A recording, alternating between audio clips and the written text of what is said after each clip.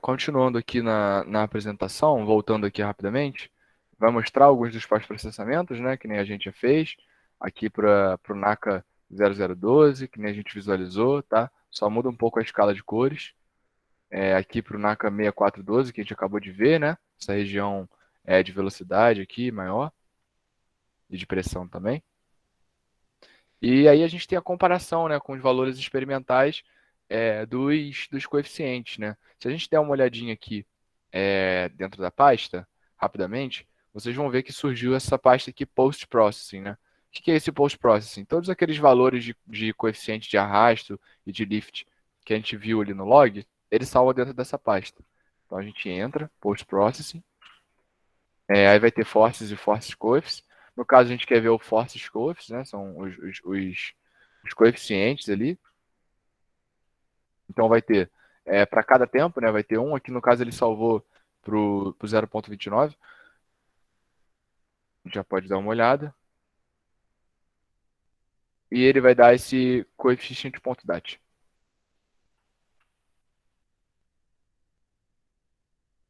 E aí pronto, vão estar todos aqueles coeficientes listados aqui, né? Direitinho, com em cada coluna, né? CD, CS, CL, enfim. E aí a gente pode utilizar esses dados para fazer algum tipo de pós-processamento, né? Fazer alguma comparação com o experimental. E é o que a gente faz aqui nesse último slide. A gente tem os resultados para os aerofólios são diferentes, né? Quem tiver curiosidade quiser abrir aqueles dois arquivos e dar uma olhadinha, né, nos resultados que a gente obteve, tá? Para o NACA 0012, a gente tem um CL teórico ali de zero, tá? E o calculado ficou da ordem de 10 a menos 6, tá? Que também é muito pouquinho, né? Uma questão numérica ali. Pode ser por alguma questão, um erro numérico, não, alguma instabilidade numérica, enfim. No caso do NACA 6412, esse CL teórico é de 0,55 e aqui o calculado foi de 0,21, tá? Nesse caso, a gente pode experimentar deixar rodando mais tempo, pode experimentar também fazer um refino maior da malha próximo ali ao aerofólio, né? Para a gente conseguir resolver bem ali a camada limite. Por isso que é importante fazer algum tipo de convergência de malha, né? Para tentar aproximar ao máximo ali esse resultado. Pode até ser quem tiver interesse, né? Quiser fazer botar em prova, né? Essa diferença, pode tentar mexer na malha ali, tentar fazer um refino maior ali perto e ver se encontra um CL mais próximo do teórico, né? Também aqui para a questão do arrasto, né? O valor calculado foi de 0,067 e o teórico era de 0,075. Também ficou mais próximo do que esse aqui de lift, né?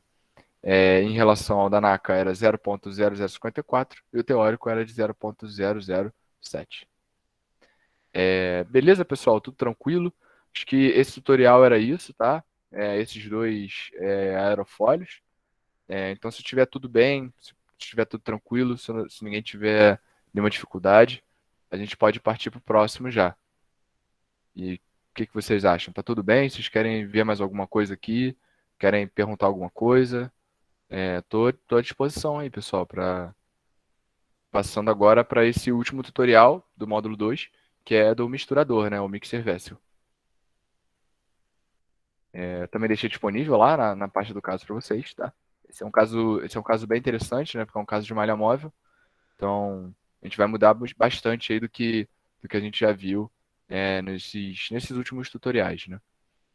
O problema, nesse caso, consiste em simular o comportamento de um fluido dentro desse misturador, né? Como a gente tem a geometria aqui, a gente tem as pás aqui, né, do rotor, essa parte do meio vai estar girando e essa parte aqui de fora vai estar parada, né? Como eu disse aqui, o rotor e o estator, tá?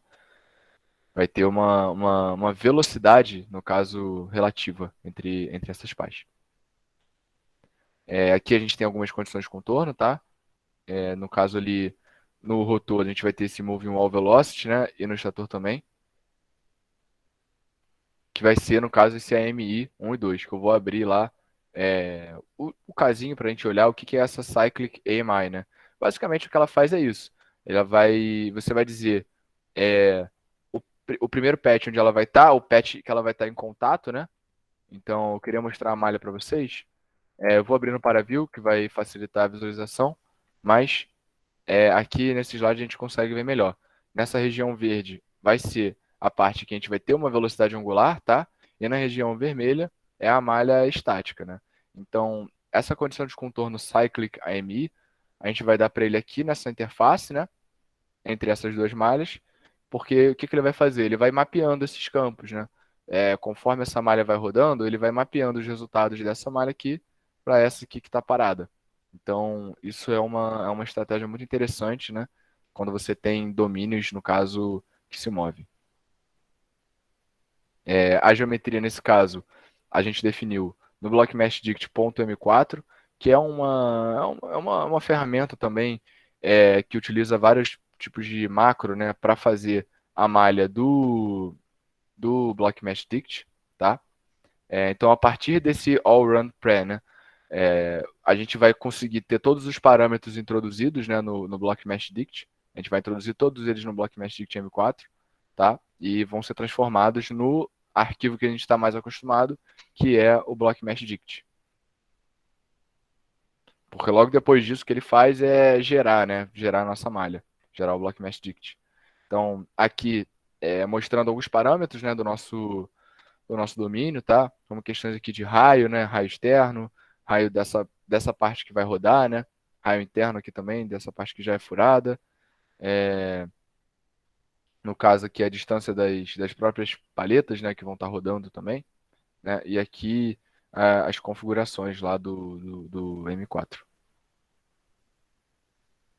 Vamos fazer isso então aqui, pessoal, no terminal. Vou mudar de pasta, né? Sair daquilo tudo lá que a gente tinha entrado. Pronto. Eu vou entrar no Mixer Vessel AMI. Tá? Então, ali eu vou utilizar o Nano. A gente tem o All-Run Pre, né? Então, ele vai fazer ó, M4 System BlockMeshDict.m4, né? Vai transformar ele no BlockMeshDict, vai salvar na pasta System também. E aí depois ele vai rodar o BlockMesh. É isso que esse arquivinho aqui ele vai fazer. Esse comando é para transformar o M4 no BlockMeshDict e aí depois construir a nossa malha. Então, é só dar o comando ponto barra allRun pré.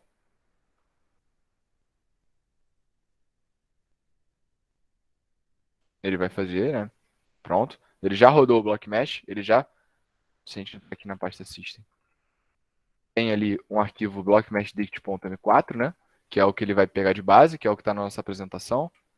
Esse arquivo aqui. E vai transformar no blockmeshdict. Agora a gente já consegue ver a nossa malha. Touch. Bom. E vou abrir lá no ParaView.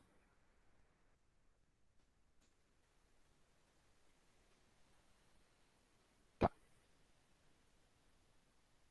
Então, a princípio, é uma malha comum, né? Que nem a gente está acostumado a ver, né? No caso aqui dessa geometria cilíndrica, né? Então, aqui a gente não consegue ver muita coisa, né? Só se a gente selecionar os patches aqui, ele vai dizer o AMI 1 e 2, né? Que a gente tem aqui, que está selecionado, né? Que é justamente aquela parte da interface entre as duas malhas. Mas a gente vai ver melhor quando a gente rodar o caso, que aí vai dar para ver essa malha aqui de dentro rodando, tá? Mas já temos aí a malha pronta. Se alguém tiver tido dificuldade aí com o M4, por algum motivo o script não tiver funcionado, é só falar, tá? Então, vamos lá. Aqui mais uma vez é o check mesh, estão mostrando que a nossa malha está ok, está com parâmetros aqui muito bons, né? Skewness muito baixo, um aspect ratio também de 2.4 ali, é uma malha totalmente estruturada, né? Melhor dos mundos pra gente.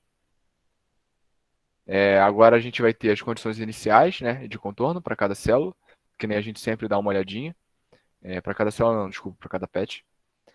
Aqui era o que eu estava dizendo para vocês, né, da condição Cyclic AMI, tá? Então a gente está dizendo para ele que a gente vai botar o AMI 1 e 2 aqui nessa interface, que nem a gente viu. E aqui dentro a gente vai ter o rotor, que é essa parte toda aqui que vai rodar, e o estator, essa parte aqui de fora, que vai ficar parada. Então, a gente tem aqui, para a pressão, uma condição de gradiente zero, né, no rotor e no estator.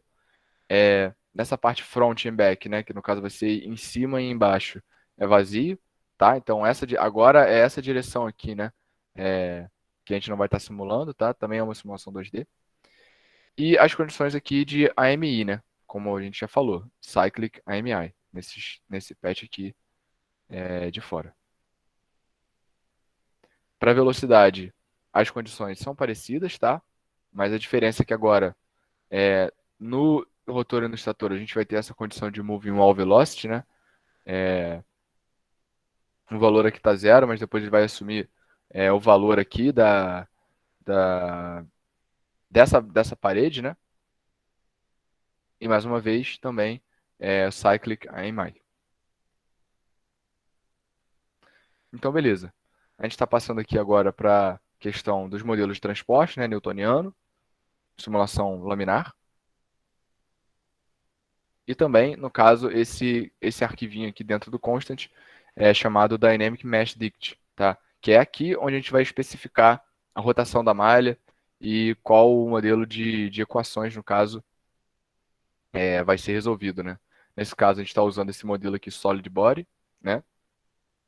Nessa cell zone no rotor, que vai ser a cell zone. O que é uma cell zone? É nada mais nada menos que uma região de células que ele vai. É a região de células que vai rodar, né? A gente tem que dizer para o OpenFOAM qual a região que a gente quer imprimir essa velocidade aí, angular, tá? Então, tem aqui a nossa função Rotating Motion. A gente diz para ele onde é que está a origem e qual que é o eixo, em volta de qual eixo a gente quer que ele rode. Então a gente vai rodar em volta do eixo Z, tá? A uma velocidade de 6,2832 radianos por segundo. Mais uma vez aqui os esquemas numéricos, né, que nós vamos utilizar. Vocês podem dar uma verificada nisso depois. A questão também do FV Solutions, né, para todos os nossos sistemas lineares.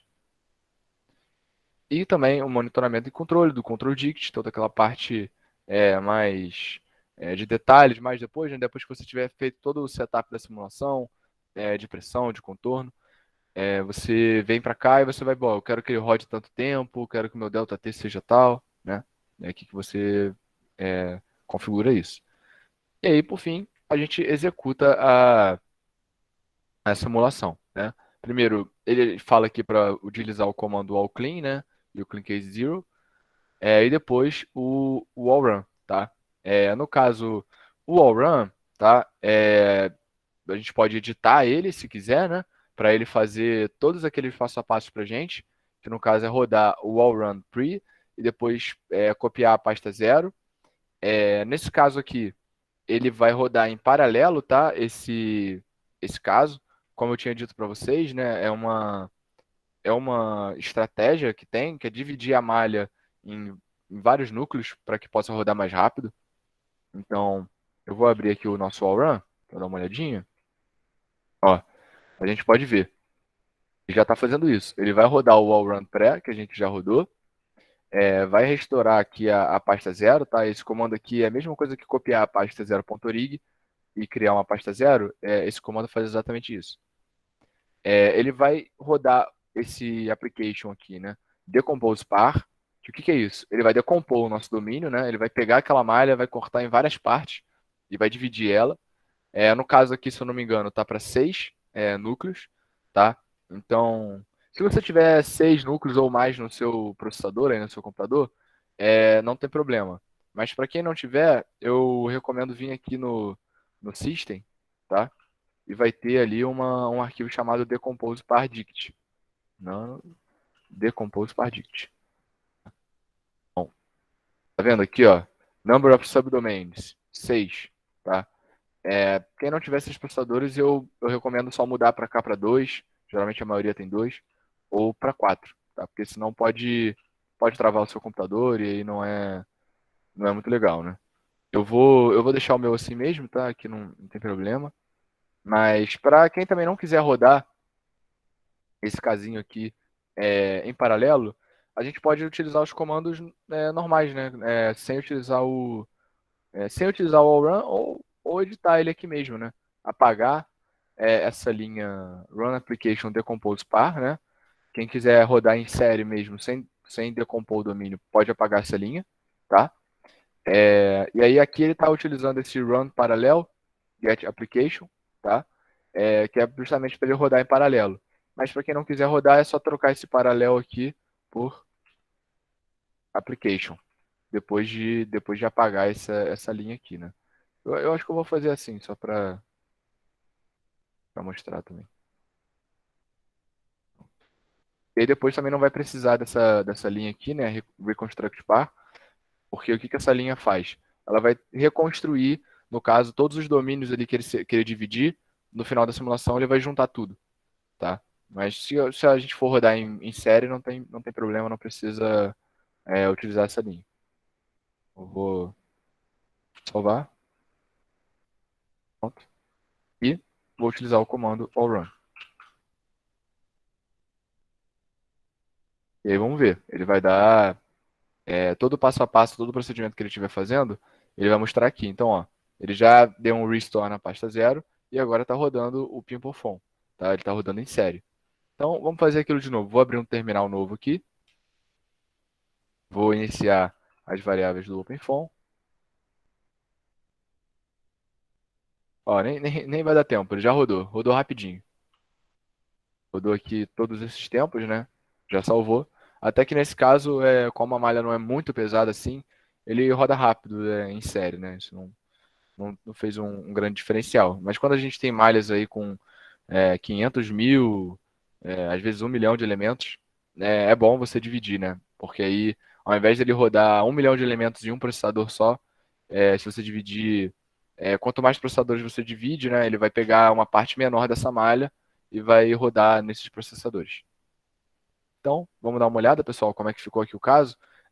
Como eu já estou aberto aqui no ParaView, é só eu dar um reload, né? Eu posso vir aqui e dar um reload files, tá? Então ele já, depois de clicar ali, ele já mostra para mim os campos de velocidade de pressão, ou era só clicar aqui em cima e apertar F5, né? Que aí ele vai dar um refresh aqui na página. Já dá até para ver já que a malha ela já não está alinhada, né? Essa malha geralmente ela precisa ficar alinhada, mas como a gente já está num tempinho aqui pouco, ela já deu uma rodadinha. Então, para a gente ver esse cara aqui, depois que rodou, a gente coloca o campo de velocidade, por exemplo, e aí dá um play. No caso, ele está rodando aqui, mas acho que ele não atualizou muito bem esse campo de velocidade, né? Pronto, agora sim, era só uma questão de escala ali que não estava muito legal. Aqui a gente tem a pressão, né? Eu vou deixar a malha porque eu quero mostrar para vocês essa parte aqui rodando. E a parte da velocidade também, né? Eu vou dar um rescale aqui e a gente pode dar o play. É bem rápido, né? A gente rodou só 5 segundos, né?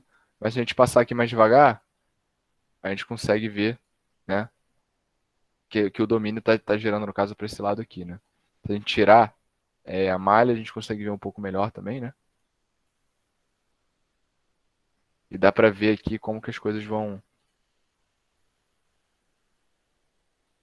funcionando, né? É um caso que é bem interessante da gente visualizar. Dá para ver aqui as pás, né, do rotor. E aí depois como é que ele vai girando. Se a gente deixasse rodando mais tempo, a gente poderia dar um play, né, e ver isso aqui rodando, mas como foram só 5 segundos, realmente é pouco tempo. Aqui para pressão, mesma coisa, né? Dá até para ver aqui certinho aqui onde que são as pás, né, do rotor.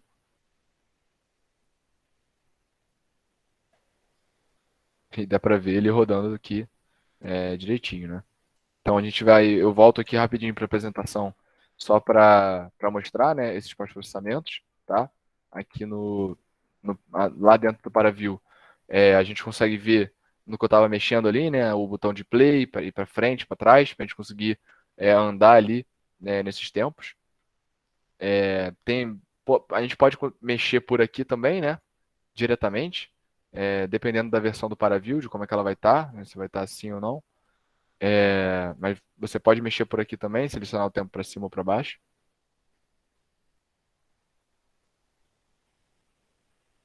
E aí depois, aqui é só mostrando como fazer a alteração aqui da escala de cores, né? Que nem a gente já fez isso algumas vezes.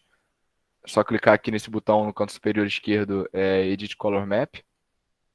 E aí é só mexer aqui nessa pastinha com coração, né? A gente tem vários aqui esquemas de cores. Se a gente botar em All aqui, tem mais um monte, tá? Então é só mostrando como mexer nesse esquema de cores aqui, né? Pode mexer aqui também quantas cores ele vai disponibilizar, no caso 256. Já viu que ele fica mais suave, né, aqui.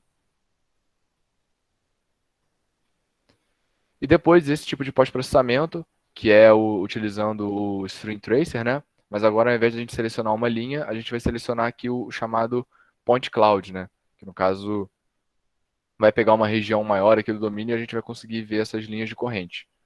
Então, vamos lá. Para fazer isso é bem tranquilo. É só a gente selecionar aqui o String Tracer, né? Ele vai abrir essa abinha aqui embaixo. E aí aqui em Seed Type, onde está Line, é só a gente colocar Point Cloud. E aí ele vai iniciar essa circunferência aqui, né? A gente pode selecionar aqui com o mouse qual posição que a gente vai colocar ela. O número de pontos, eu vou deixar 100 para mostrar para vocês depois o que vai mudar. E também o raio, né? Para a gente mudar o tamanho de onde ele vai pegar para fazer o pós-processamento. Aqui está 0.02, eu vou colocar 0.1. Ó, aí no 0.1 ele já vai pegar o nosso domínio todo, tá? E aí depois é só dar um apply e tirar, no caso, a esfera, né? Aí no caso, como a gente colocou somente 100 pontos, ele pegou pouca coisa aqui, né? Mas se a gente aumentar para 1000, por exemplo, aí ele já pega mais pontos, né, ao longo da nossa estrutura. Eu vou abrir aqui esse aqui embaixo para a gente conseguir ver, né? Eu botei aqui em cor sólida, tá? E aí eu vou diminuir a opacidade. Ó, agora a gente já consegue ver ali o nosso point cloud, né? Já consigo aumentar também esse maximum streamline length, né? O tamanho que essa streamline vai pegar. Aí eu consigo aumentar isso daqui, né? Botar para 1. Vamos ver como é que fica. Ele já aumentou aqui já a concentração, né, de streamlines. Posso aumentar o número de pontos, posso colocar 5.000. E aí ele já pega bastante aqui, né? Bastante linhas de corrente, né? E aí a gente já consegue ver. Se a gente der um play aqui, ele vai demorar um pouquinho mais, mas ele vai fazer essas contas para cada tempo também. Esse aqui ficou bem interessante, né? Ficou bem preenchido. Todas as linhas de corrente aqui rodando aqui, né? Regiões de recirculação, enfim, como vai misturando esse fluido aqui. E aqui a gente está visualizando, no caso, com a cor de pressão, mas a gente pode botar para velocidade. Acho que fica melhor. Agora sim. Agora a gente consegue ver aqui direitinho, né? Como é que o fluido passa aqui, nessas regiões aqui onde tem dois estatores, né? Ele passa, depois recircula, passa para cá. Então, esse tipo de visualização é bem interessante. Tudo bem por aí, pessoal? Tudo tranquilo? Acho que esse aqui era o último pós-processamento, né? Como vocês estão vendo, a gente conseguiu reproduzir, né? Direitinho aqui esse caso, para cada passo de tempo. Tem também essa visualização em Glyph, né? Que nesse casinho aqui a gente vai ver cada vetorzinho aqui de velocidade, né? Então a gente pode utilizar o Glyph Type 2D, tá? E depois fazer esse tipo de configuração, tá? Nesse mesmo menu aqui, eu vou colocar aqui em cima desse carinha que a gente quer ver. Tem aqui o Glyph, né? É bem do lado aqui do String Tracer. Então a gente pode clicar. Glyph Type Arrow, ou a gente pode colocar 2D Glyph, né? Que é o que a gente quer utilizar, né? Aí aqui depois, Orientation Array. O que é isso? Como é que ele vai orientar essas setinhas? Ele vai orientar de acordo com o campo de velocidade, né? Então a gente coloca aqui já está selecionado. Scale, a gente não vai fazer nenhum tipo de scale, né? Nesse glyph, a gente vai deixar assim mesmo. E aí depois vai utilizar a cor da velocidade, acho que já vai estar assim, né? Só dar um apply. No caso aqui ele tá fazendo bem diferente, né? A gente pode colocar para colorir aqui de acordo com a velocidade, né? Pode diminuir também um pouquinho desse cara aqui, né? Que aí vai ficando menor.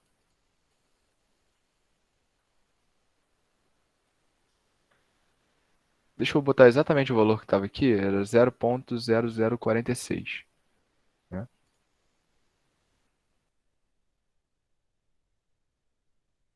Pronto. A gente pode aumentar também, né? Esse número aqui de sample point, que aí ele vai aumentar o número de setinhas aqui dentro, né? A gente pode ver aqui está 5.000, né? É o mesmo aqui que o nosso. Então a gente já consegue ver também todas aquelas linhas de corrente que a gente tinha visto, a gente vê de uma outra forma, né? Então a gente pode ver que aqui há regiões de recirculação, né? De fluido. O fluido está girando aqui para a esquerda, depois que ele passa por aqui ele recircula, e aí depois ele volta a pegar essa direção. É um pós-processamento também muito interessante, né? Como vocês podem ver. E também, né, como a gente está colorindo de acordo com a velocidade, a gente vê que aqui no centro a velocidade ela é mais alta do que nessas regiões aqui de fora. Se a gente der o play aqui, a gente consegue ver, né? Vou voltar aqui mais uma vez para mostrar. É bem interessante esse pós-processamento, né? Ele é bem interativo, né? A gente consegue ver isso aqui mudando com o tempo. Vou passar mais devagar, né? Dá para ver as zonas de recirculação se movimentando aqui, junto com o mixer, né? E é isso. E por hoje acho que foi só, pessoal. Temos esses dois casinhos, né? Acho que foi uma aula mais rápida, mas na aula que vem nós já vamos entrar também com um novo módulo, né? Já vai vir um pouco mais aí, novos casos, uma outra física a ser tratada.